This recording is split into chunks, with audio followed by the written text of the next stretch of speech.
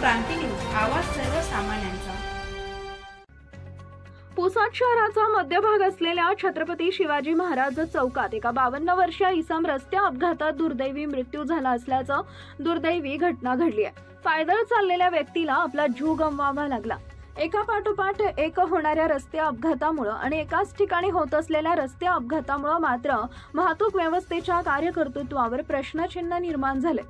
सविस्तर बातमी अशी की आज दिनांक 10 जानेवारी 2025 रोजी दुपारी अंदाजे 2:15 ते 2:30 वाजताच्या दरम्यान पुसद शहराच्या मध्यभाग असलेल्या छत्रपती शिवाजी महाराज चौकात एका 52 वर्षीय इसमाच्या डोक्यावरून व अंगावरून क्रेन गेल्यानं इसमाचा दुर्दैवी मृत्यू झाला।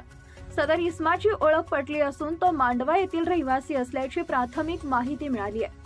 त्यांचं नाव नारायण मधुकर कापसे, वय वर्ष 52, राहणार मांडवा असं असून ते पंचायत समिती पुसद इथं घरकुल कामासाठी आले असल्याची माहिती मिळाली।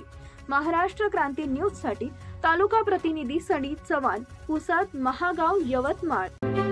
अशाच नवनवीन बातम्या पाहण्यासाठी आमच्या महाराष्ट्र क्रांती न्यूज या YouTube चॅनलला लाईक करा, सबस्क्राईब करा आणि बेल आयकॉनला प्रेस करा।